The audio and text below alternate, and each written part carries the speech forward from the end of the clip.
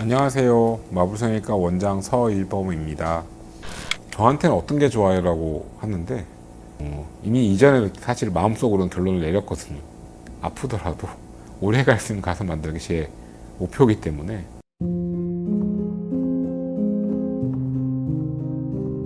성형외과 의사를 시작한 지가 이제 20년이 어느덧 넘어갔는데요. 계속 해온 거는 가슴 분야가 제일 많이 돼 왔고요.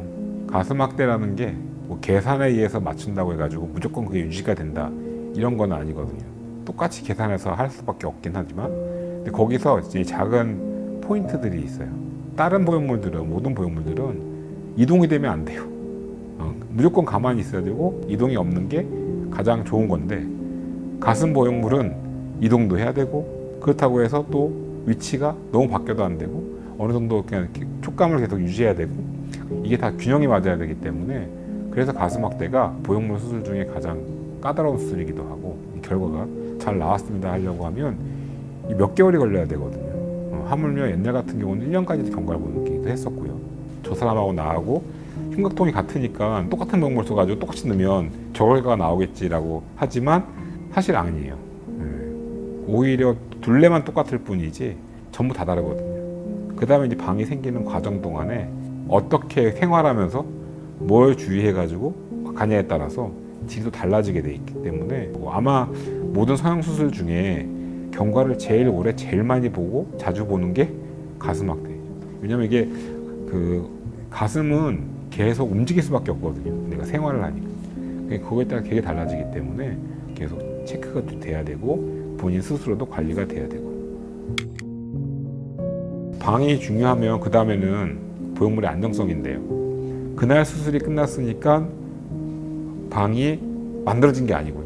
시간이 지나면서 내 몸에 맞아가지고 방이 될 곳을 만든 거거든요. 그래서 그것 때문에 이 보형물 타입이 다 바뀌는 거거든요. 단순하게 막 스무 타입, 촉감이 좋으니까 스무 타입 쓴다 이게 아니고, 그 텍스처라는 말이 붙는 것들은 조금 더 그 관리를 할 때 조금 더 용이한 거죠.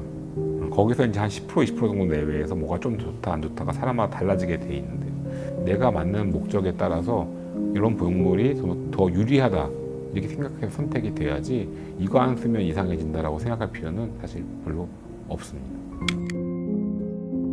제가 이제 20년 넘어가면서 이미 이전에 사실 마음속으로는 결론을 내렸거든요. 이중평법 아닌 방법으로 수술한 적이 사실은 거의 없어요. 예전에 근육 밑에 넣는 방법으로는 큰 사이즈 보형물 넣기가 굉장히 힘들고요. 그러니까 부작용 아닌 부작용이에요. 어쩔 수 없이 그렇게 되는 거. 그런 것들이 있었는데, 이중평원법은 그거를 이제 해결한 방법이거든요. 관리하는 측면에서 좀 더 까다로운 게 생기긴 했지만, 되게 우리나라 사람들이 피부가 지방층이 두껍지가 않고 피부도 단단한 사람이 많아서 이 근육 밑에 일단 넣어야 가장 기본적으로 보형물 티가 제일 덜 날 수밖에 없거든요. 솔직히 근육 위에 넣으면 수술은 편하거든요. 그리고 환자 친구들도 별로 안 아파요. 근데 근육 밑에 넣는 것 때문에 아픈 거거든요. 아프더라도 오래 갈 수 있는 가슴 만들기 제 목표이기 때문에 근육 위에 있는 거를 절대로 권하지는 않습니다.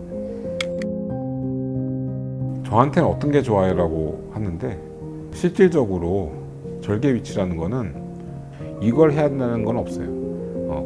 유륜절개를 해야 된다? 이 방법, 이거는 있거든요.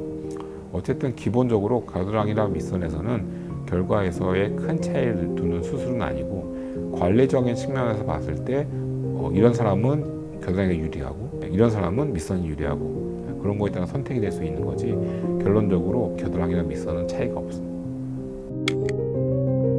첫 번째는 일단은 몸에 맞춰야 돼요. 또 하나는 멀리 보고선 해야 되지요.